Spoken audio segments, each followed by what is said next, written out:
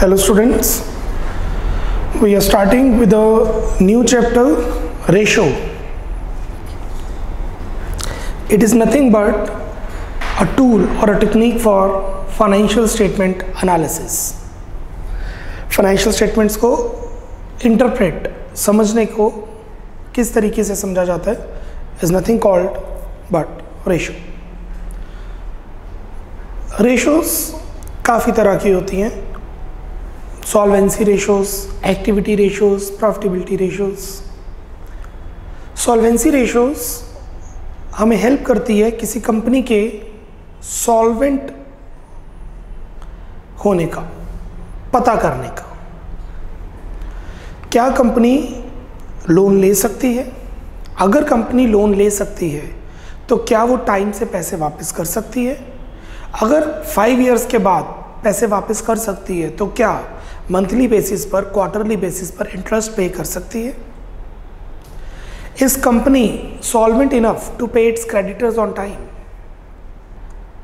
This is what the solvency ratios. We have 2 solvency ratios. The first is short term solvency ratios, the second is long term solvency ratios. So starting with short-term solvency ratios, we have 2 formulas in short-term solvency ratios. What is short-term? 1 साल से कम। अगर हम एक operating cycle के अंदर company की solvency check करना चाहते हैं, is nothing but the solvency ratios, short-term solvency ratios. The first we have is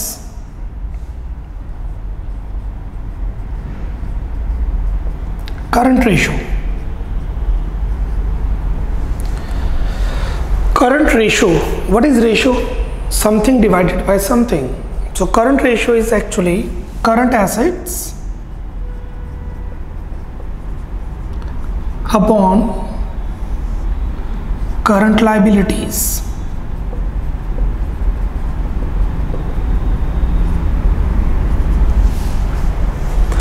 अब ये करंट एसेट्स क्या हैं और करंट लाइबिलिटीज़ क्या है ये मुझे बताने की ज़रूरत नहीं है, बिकॉज हम फाइनेंशियल स्टेटमेंट्स में कर चुके हैं।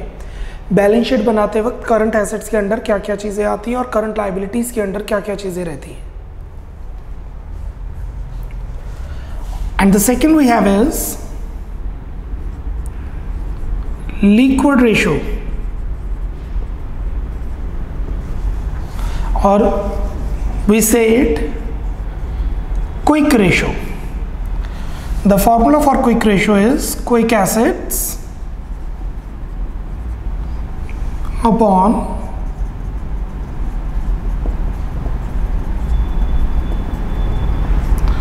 current liabilities. अब current assets क्या होते हैं, current liabilities क्या होती हैं, हमें पता है। हमारा पॉइंट है quick assets क्या होते हैं। Note 1, quick assets is equal to current assets minus inventories minus prepaid expenses.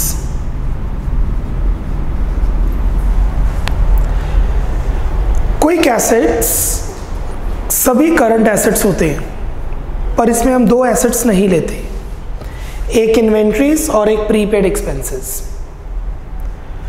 क्योंकि हम ये बैलेंस शीट से लेते हैं और बैलेंस शीट में ओपनिंग स्टॉक नहीं क्लोजिंग स्टॉक आता है, तो यहाँ पर जो स्टॉक की बात हो रही है वो क्लोजिंग स्टॉक की बात हो रही है।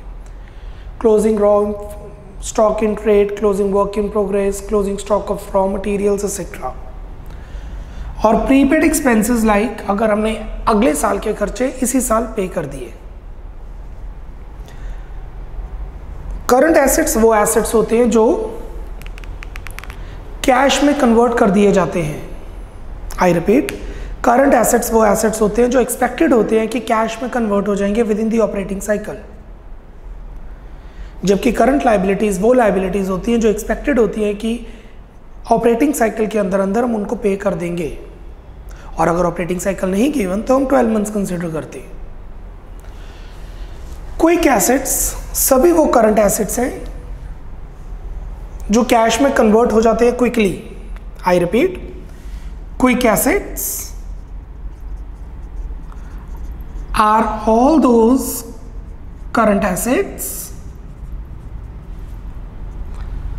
That can be converted into cash quickly than the other current assets. So basically it is current assets less inventories less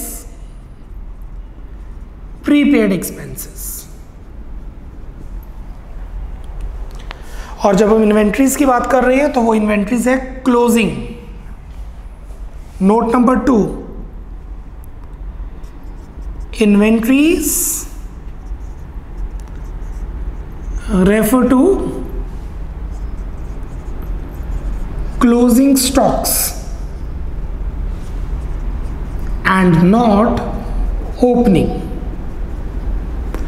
इसका रीजन ये है कि हम जो ये रेशो निकाल रहे हैं, ये हम रेशो निकाल रहे हैं बैलेंस शीट से, और बैलेंस शीट में ओपनिंग स्टॉक नहीं क्लोजिंग स्टॉक आता है।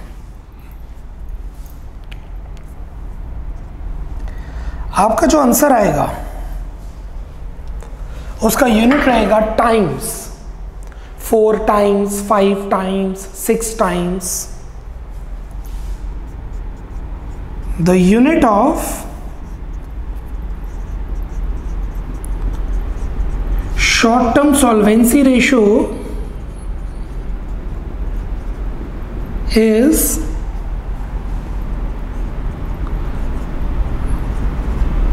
times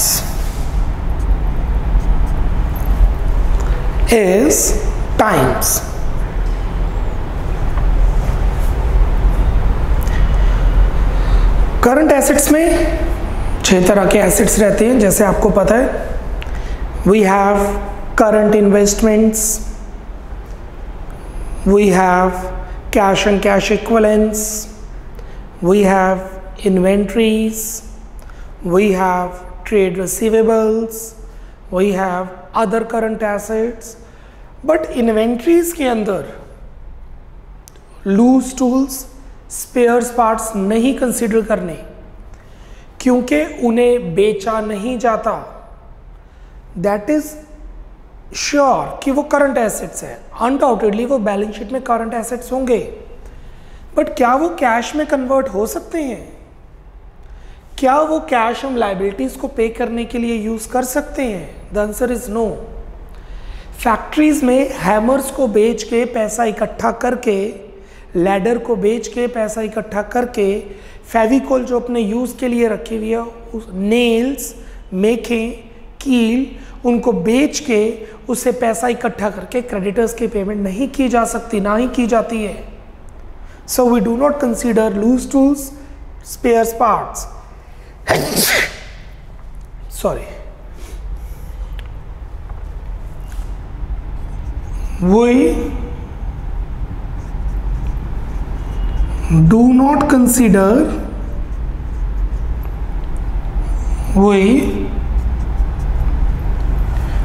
not consider loose tools,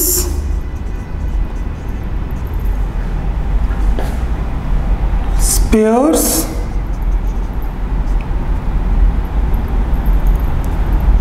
spare parts, etc.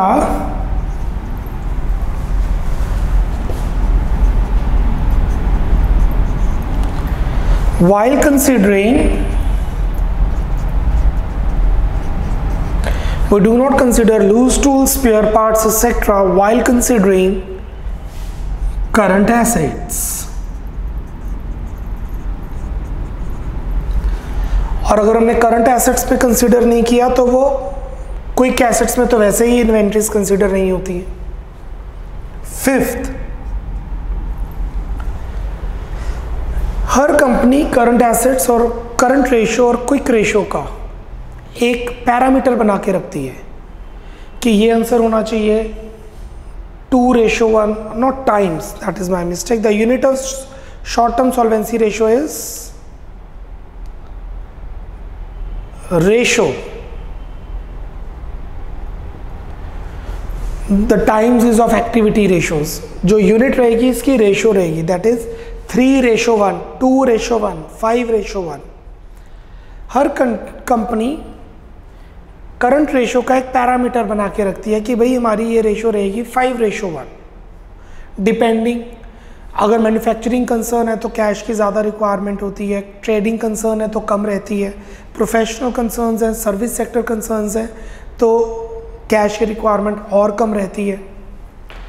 सो ये जो आइडियल रेशो है ये कंपनी टू कंपनी डिपेंड करती है, but if nothing is mention the rule of thumb is applied, this should be 2:1 and this should be 1:1. Ideal current ratio is considered as 2:1, whereas that of quick ratio is 1:1। कोई भी rule of thumb, कोई भी company rule of thumb के हिसाब से सोचेगी कि उसकी current ratio 2:1 आनी चाहिए और quick ratio 1:1, but again that is not always true कि ऐसा होगा, नहीं तो कंपनी अच्छा काम नहीं कर रही। That is analysis, that means depends company to company. Note number 6, quick ratio. Quick ratio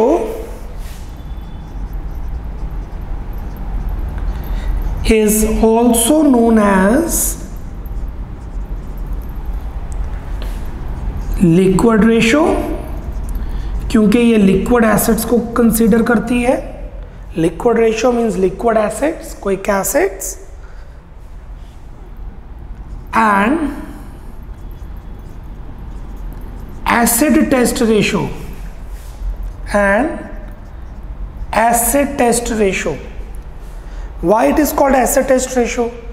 क्या हमारे पास इतने assets हैं कि हम liabilities को all of a sudden immediately payment कर पाए?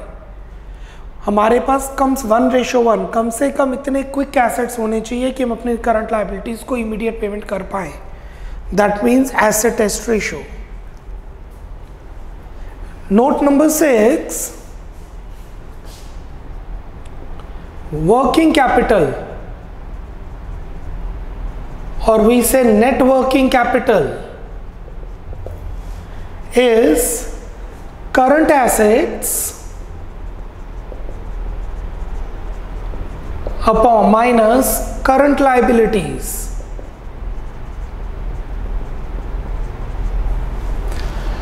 वर्किंग कैपिटल का मतलब होता है कि आपको कितना पैसा चाहिए बिजनेस को रन करने के लिए, वर्क करवाने के लिए।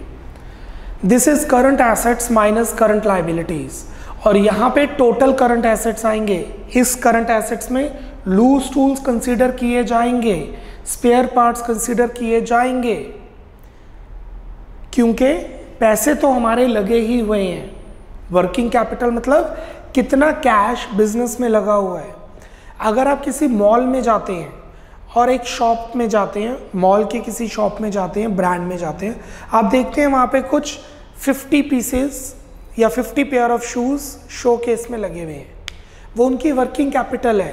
क्योंकि अगर आप कोई भी पेयर ऑफ शूज़ खरीद लेंगे तो उसको वो रिप्लेस करेंगे, that is their working capital, और उसमें लूज टूल्स भी कंसिडर किए जाएंगे बिकॉज पैसा तो लगा हुआ है, बट वो पैसा कैश में कन्वर्ट होके करंट लाइबिलिटीज़ की पेमेंट के लिए यूज़ नहीं होता, इसलिए हम यहाँ पे लूज टूल्स और स्पेयर पार्ट्स कंसिडर नहीं करते। While considering working capital, yes we do, इसी के ब्रैकेट में लिख लेंगे, we do consider all current assets, we do consider all current assets। यहां पर हम सभी करंट एसेट्स को कंसिडर करते हैं।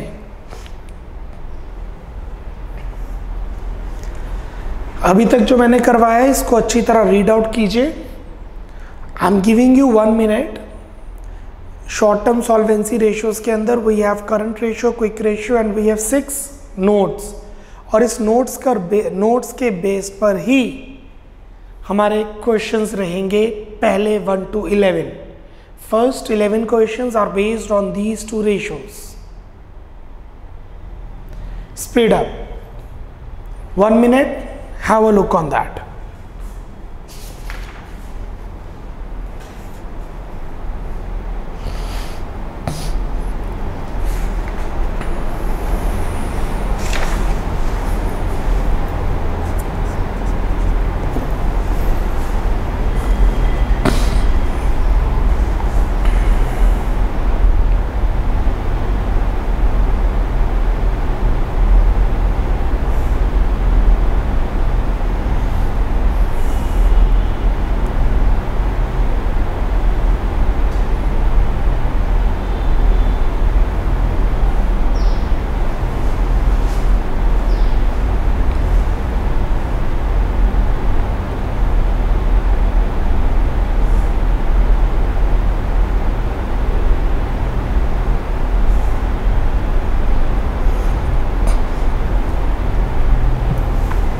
Okay, let's start with the questions now.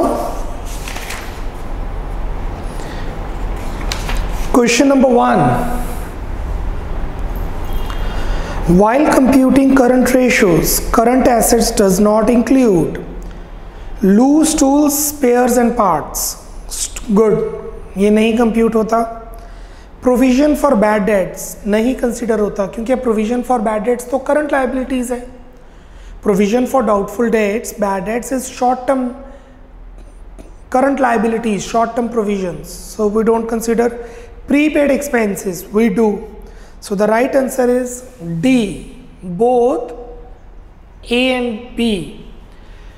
Loose tools, stores and spares इसलिए consider नहीं होता क्योंकि उसे कैश में कन्वर्ट नहीं किया जाता, और provision for bad debts वैसे ही current asset होता ही नहीं है, वो current liability short term provisions होती है।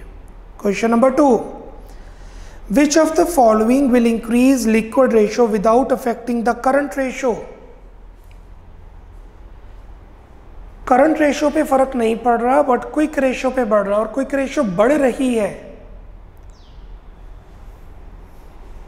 Which of the following will increase liquid ratio without affecting current ratio?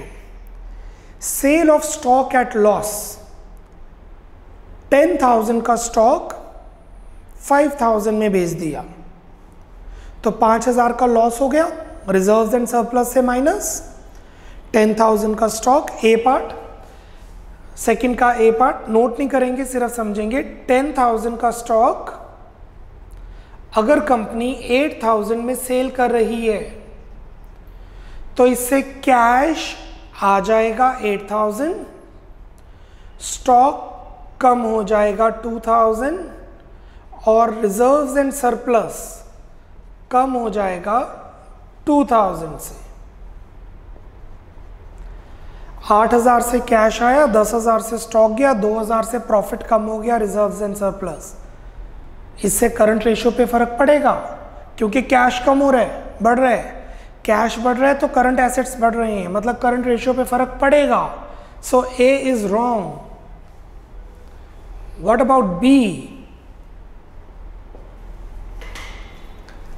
Sale of stock at profit, 10,000 का स्टॉक 12,000 में बेचा, कैश बढ़ गया 12,000 से, करंट एसेट पे फर्क पड़ेगा, cash and cash equivalence. Profit बढ़ गए 2,000 से, रिजर्व्स एंड सरप्लस। स्टॉक कम हो गया 10,000 से, करंट एसेट पे फर्क, करंट एसेट पे फर्क, profit increase. C, sale of investment at cost, sale of investment at cost, investment को कॉस्ट पे बेचा, कैश आ गया, कैश आ गया, सेम करंट एसेट बढ़ गया। Sale of stock at cost, now this is the right answer. क्यों मैं आपको बता रहा हूं, sale of stock at cost. ये देखिए, इज्यूम कीजिए हमारे करंट एसेट्स हैं 10,000 या 1 लाख। हमारे करंट एसेट्स हैं 1 लाख। हमने स्टॉक को कॉस्ट पे बेचा, मतलब 10,000 का स्टॉक 10,000 में बेचा, कैश बढ़ गया 10,000, स्टॉक कम हो गया 10,000। करंट एसेट्स हैं 1 लाख, क्विक एसेट्स है 90,000। हमारे करंट एसेट्स थे 1 लाख, क्विक एसेट्स थे 90,000। पहले इज्यूम कीजिए हमारे करंट एसेट्स थे 1 लाख, क्विक एसेट्स थे 90,000। हमने 10,000 का स्टॉक 10,000 में बेच दिया, sale of stock at cost. 10,000 का स्टॉक 10,000 में बेचा तो स्टॉक चला गया, कैश बढ़ गया। तो करंट एसेट्स पे कोई फर्क नहीं पड़ेगा, क्योंकि करंट एसेट्स से पहले 1 लाख, 10,000 से कैश बढ़ गया, करंट एसेट बढ़ गए। 1 लाख का करंट एसेट था, 10,000 से स्टॉक बढ़ गया, करंट एसेट बढ़ गए।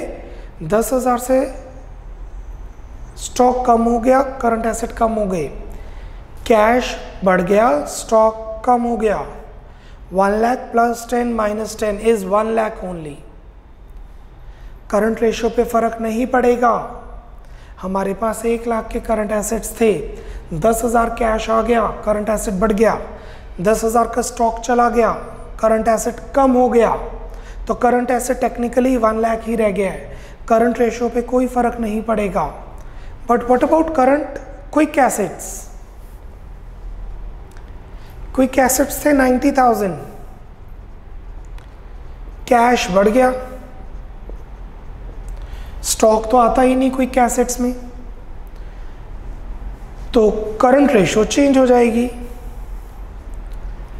जैसे ही आपने स्टॉक को कॉस्ट पे बेचा, जैसे ही आपने स्टॉक को कॉस्ट पे बेचा, तो कैश और स्टॉक का इफेक्ट नलीफाई हो जाएगा, क्योंकि जितना का स्टॉक गया उतने का कैश आ गया, तो टोटल करंट एसेट्स तो सेम ही रहेंगे। फर्स्ट पॉइंट में क्या था, कैश कम आ रहा है, स्टॉक ज्यादा जा रहा है। Stock at cost, what is that point? Stock ज्यादा जा रहा है, कैश कम आ रहा है, नलीफाई नहीं हुआ इफेक्ट, करंट रेशियो चेंज होगी, क्विक रेशियो तो चेंज होगी, कैश आ रहा है। Sale of stock at profit, stock गया, कैश ज्यादा आ गया, कैश ज्यादा आ गया, स्टॉक कम गया, इफेक्ट नलीफाई नहीं हुआ, करंट रेशियो पे इफेक्ट पड़ेगा। क्विक रेशियो पे तो फर्क पड़ना ही है, क्योंकि कैश आया है। सी पार्ट, इन्वेस्टमेंट बेची, कैश आ गया, करंट रेशियो क्विक रेशियो दोनों पे इंपैक्ट पड़ेगा, क्योंकि कैश क्विक एसेट भी है, करंट एसेट भी है। Sale of stock at cost, जितना स्टॉक गया उतना कैश आया, तो स्टॉक ने कैश के इफेक्ट को नलीफाई कर दिया, तो टोटल करंट एसेट सेम रहे, तो करंट रेशियो चेंज नहीं हुई। स्टॉक करंट एसेट है बट क्विक एसेट नहीं है, तो जो कैश का इंपैक्ट है वो क्विक रेशियो पे फर्क डालेगा। So the right answer is D.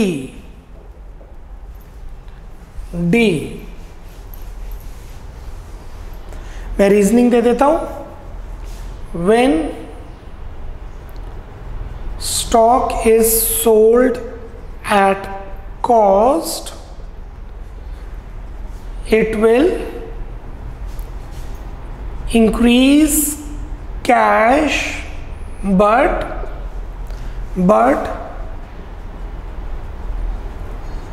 decrease stock, full stop. Hence total current assets will remain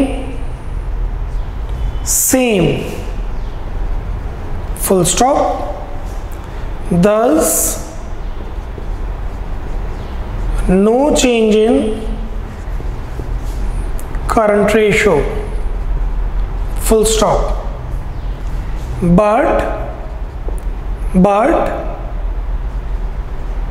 cash is a quick asset but not stock. Thus, this transaction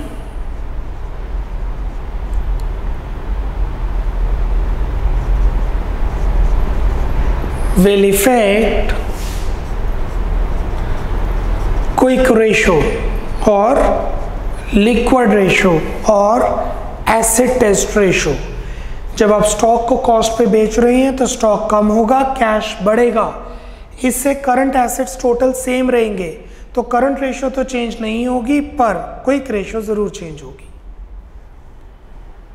third, which of the following will reduce current ratio? इनमें से कौन सी चीज current ratio को कम करेगी? What is current ratio? Current assets upon current liabilities.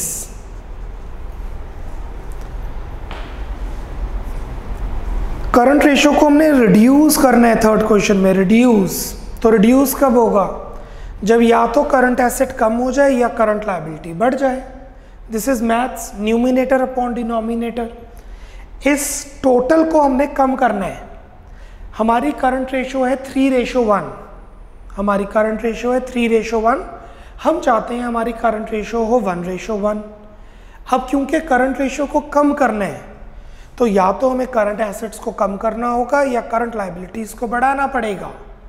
Let's see what are the points we do have. A, payment of bills payable और maturity. Bills payable कम, cash ज्यादा, cash भी कम. पेमेंट कर दी bills payable की, current asset कम हो जाएंगे, करंट लायबिलिटीज भी कम हो जाएंगी. B, conversion of debentures into equity shares. Debentures को शेयर्स में कन्वर्ट कर दिया. डिबेंचर्स होती है non current liabilities. Non current liabilities बढ़ जाएंगी. शेयर्स में कन्वर्ट कर दिया, शेयर कैपिटल कम हो जाएगी. देखिए शेयर्स कम हो गए, डिबेंचर्स बढ़ गए. अब इस चैप्टर के लिए आपको ये चीज़ पता होनी चाहिए कौन सी चीज़ किसके अंडर आती है, कि शेयर्स आते हैं शेयर कैपिटल में, डिबेंचर्स आती हैं नॉन करंट लायबिलिटीज में. C, declaration of final dividend. Final dividend announce कर दिया कि हम पे करेंगे. कंटीजेंट लायबिलिटीज बढ़ गई. हमने अनाउंस किया हम डिविडेंड पे करेंगे, 1 साल के बाद पे करेंगे जब पे करने का टाइम आएगा. D, issue of bonus shares. Bonus shares issue कर दिए. हमारे प्रॉफिट्स, रिजर्व्स एंड सरप्लस कम हो जाएगा. प्रॉफिट कम हो गया. बोनस शेयर का मतलब होता है फ्री में शेयर देना. जब फ्री में शेयर देंगे तो हमें खर्चा पड़ेगा. प्रॉफिट कम हो गया, reserves and surplus. Share capital बढ़ गई. शेयर कैपिटल बढ़ गई.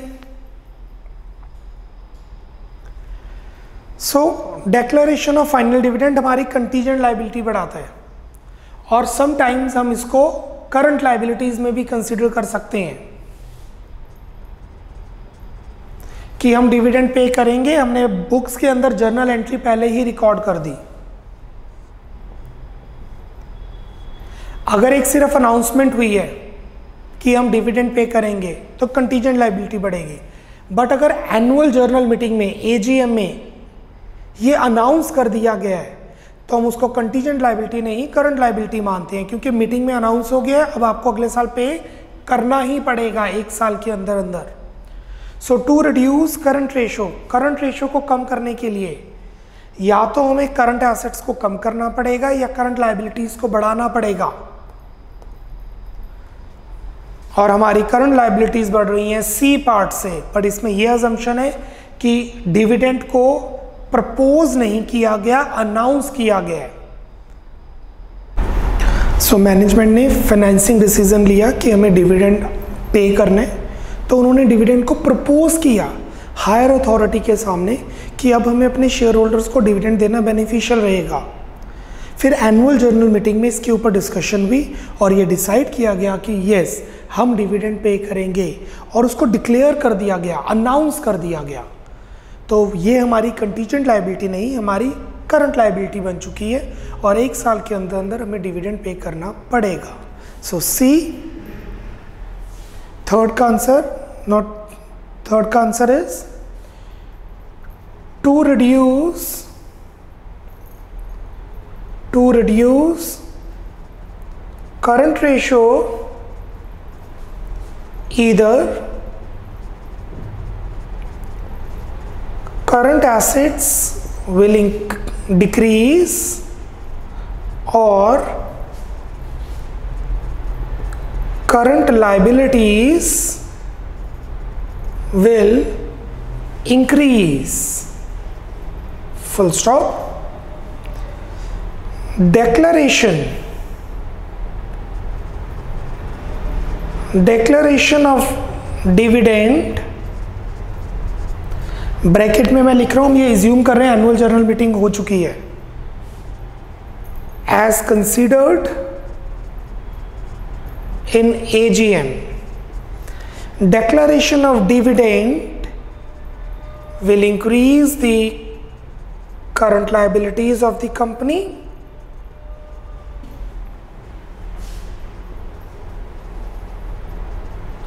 Full stop. Hence,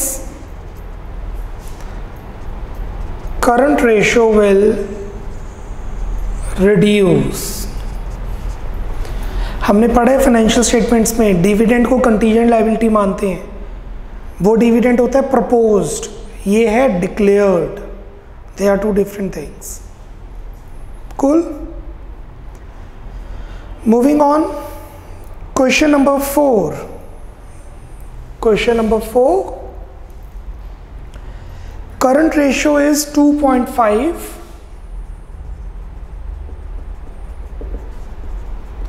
Current ratio हमें given है 2.5:1. अकेला 2.5 है, मतलब 2.5:1. Quick ratio is 1.5. Quick ratio is 1.5, अकेला 1.5 मतलब 1.5:1,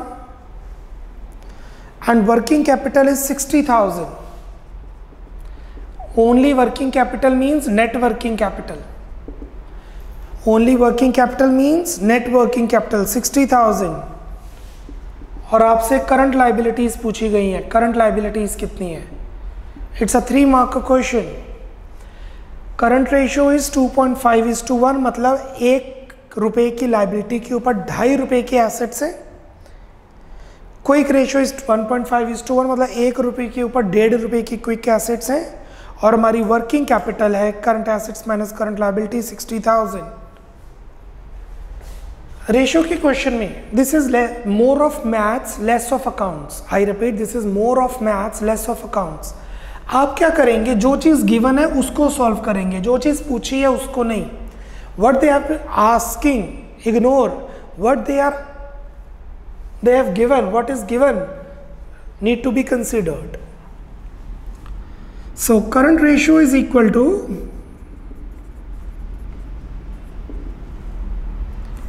current assets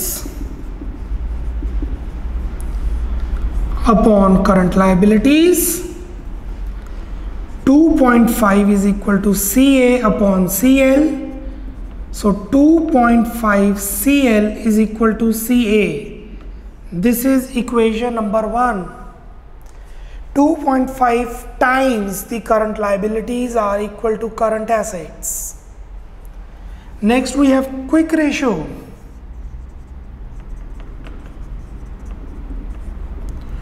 Quick ratio is quick assets upon current liabilities.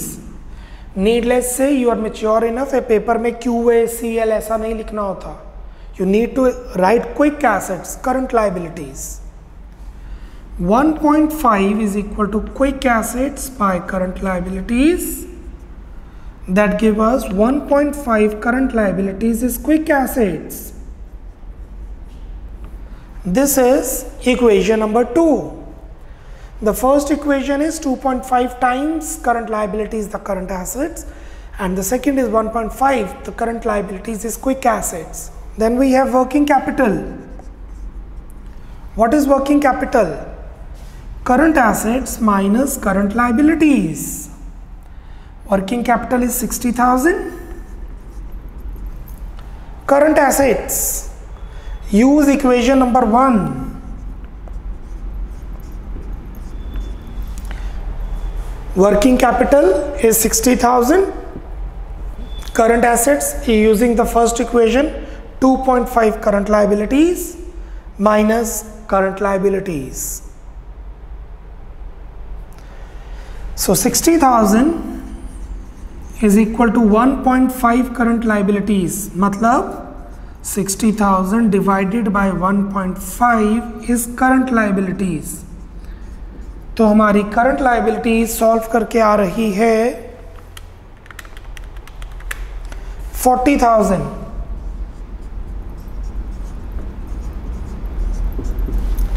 We get current liabilities as 40,000.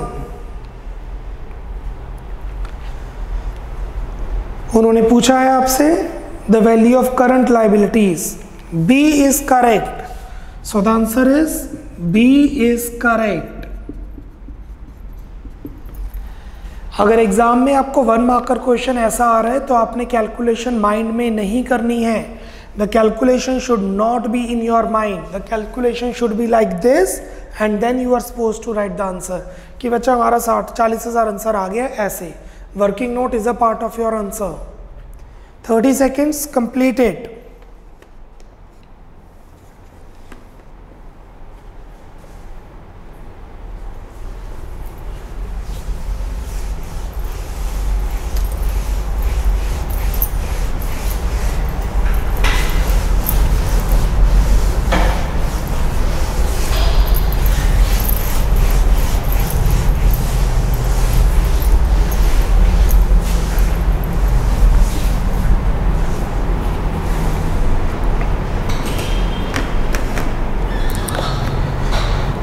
Moving to the last question for today's lecture, question number 5. Moving to the last question of today's lecture, question number 5. Honda Limited has inventory of 20,000.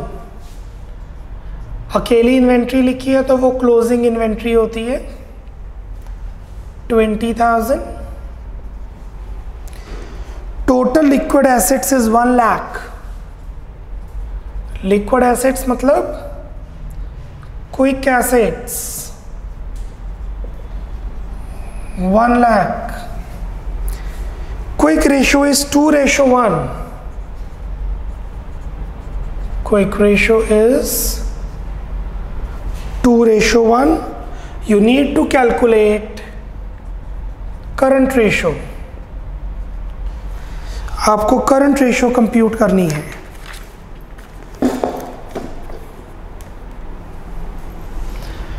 So current ratio क्या होती हैं जो हमने balance sheet में किया है. First financial statements के अंदर marketable securities, current investments plus inventories plus trade receivables plus cash and cash equivalents plus other current assets. But no, what we are going to do is जो question में given है quick ratio. Quick ratio is equal to quick assets upon current liabilities. Quick ratio is 2/1 is quick assets upon current liabilities. Cross multiply 2CL is CA. Equation number 1. Exam में आप ऐसे नहीं करेंगे कि QA, CA, CL. You need to write 2 times current liabilities is equal to quick assets. Now this is first equation. और क्या given है question में? Quick assets. That is तो given. There is no need for equation rather.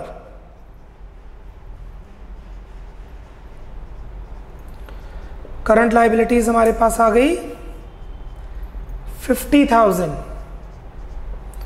The current liabilities is 50,000.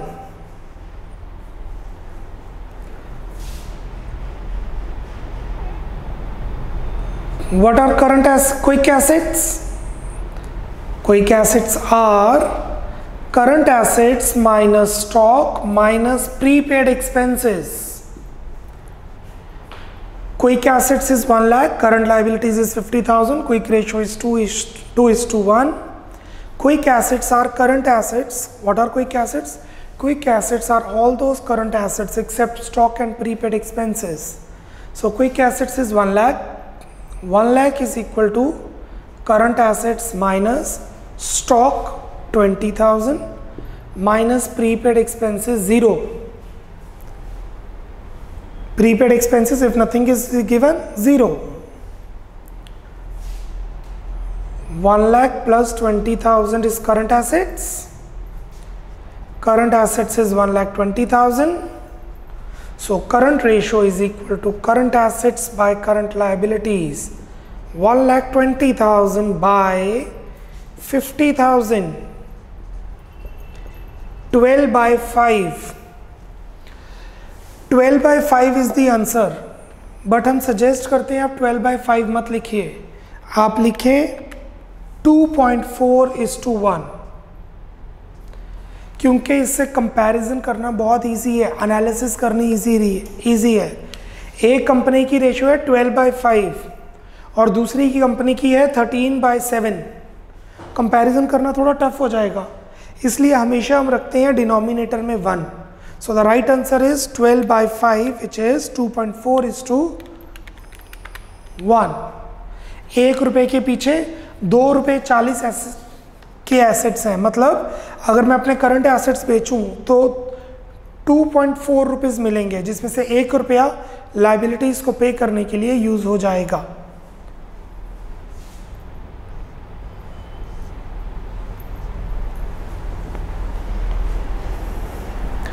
I think we are clear with this. This is about lecture number 1. कल हम short term सॉल्वेंसीज को complete करेंगे। Tomorrow will complete short term solvency ratios and if the time allow will start the long term solvency ratios too. Bye bye, take care, God bless.